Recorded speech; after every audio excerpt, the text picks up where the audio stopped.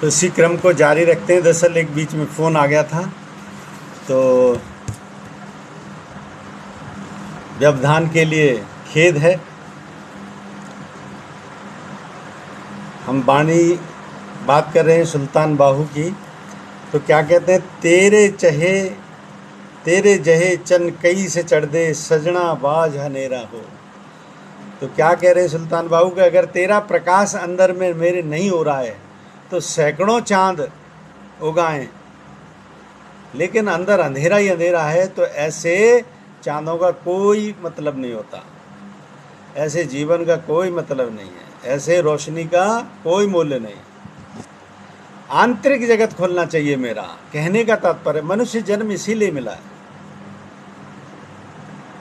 अगर उसका लाभ ही नहीं हो रहा किसी चीज़ का, तो ऐसे काम का वो किसी व्यक्ति विशेष से जुड़ा हुआ है। साधना हमारे स्वयं के जीवन से जुड़ी होती है, और इसका हमको लाभ ही नहीं मिले तो निरर्थक है ऐसी साधना।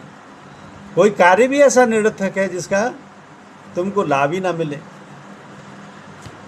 तो क्या कहते हैं आगे सुल्तान बाबू, जिथे चन्न असाड़ा चढ़दा, कदर नहीं कुछ तेरा हो।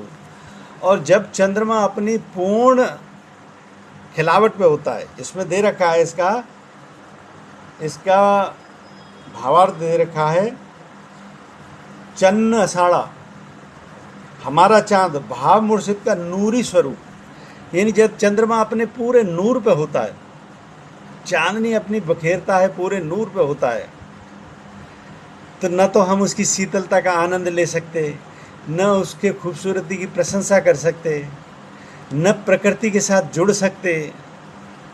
इतना जीर्ण जीवन किसी मतलब का नहीं होता। तो ये तुलनात्मक वर्णन है, जिथे चिन्ह असाड़ा चढ़दा, कदर नहीं कुछ तेरा हो। और उसकी हमने कोई प्रशंसा नहीं की, उसकी कोई कदर नहीं की।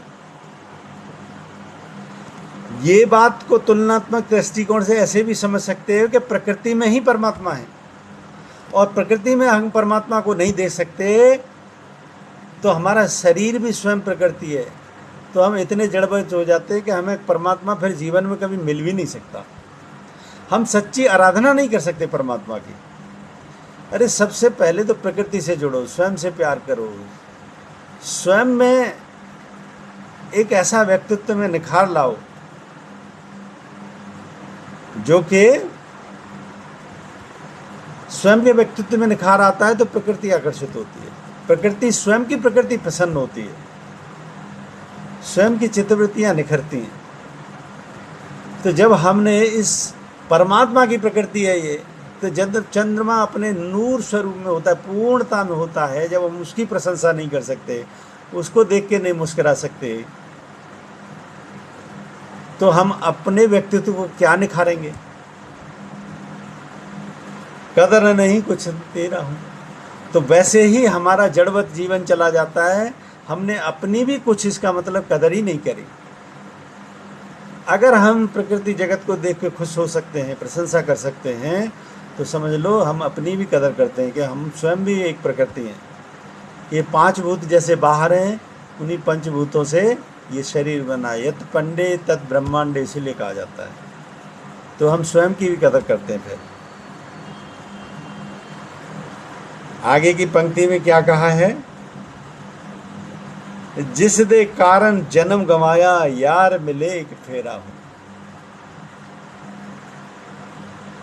जिस दे कारण जन्म गवाया, यार मिले एक फेरा हो। यानी हमारा जन्म ऐसे ही व्यर्थ ना चला जाए। जिसके लिए हमें ये जन्म मिला है, उसकी प्राप्ति होना नितांत आवश्यक है, अन्यथा जीवन का कोई मूल्य नहीं रह जाता। जीवन का कोई मूल्य ही नहीं रह जाता। जिस दे कारण जन्म गवाया, यार मिले एक फेरा हो। तो ऐसे ही हमारा जन्म व्यर्थ ना चला जाए। उपासना और साधना के जीवन हमारे महत्व होना चाहिए, ताकि उस परम पिता को हम प्राप्त कर सकें, उसकी उपासना सच्चे मन से कर सकें। बड़ी अच्छी पंक्तियां थी। एक एक फेरा का मतलब दे रखा है इसमें, एक बार जिस दे कारण जन्म गवाया, यार मिले एक फेरा। सारा जीवन मैंने उसके लिए लगा दिया, तो उससे भी एक बार मिलन होना नितांत आवश्यक है, अन्यथा जीवन व्यर्थ हो जाएगा। अब देखो मनुष्य की सार्थकता की बात कैसे संतों की वाणी में होती है कि तुम्हारा मनुष्य तभी सार्थक है जब तुम सच्चे मन से साधना और उपासना जीवन में करते हो। कि बाकी का क्रिया जगत तो सब होता चला जाता है, सब होता है, सारे कार्य होते हैं, लेकिन जब तक जीवन में साधना और उपासना नहीं है तब तक जो बुल्ले शाह कह रहे हैं कि आपका जीवन तब तक व्यर्थ है, जन्म गंवाया, ऐसे ही व्यर्थ जीवन चला गया बगैर उसकी उपासना किए, तो ऐसा जीवन का कोई मूल्य नहीं।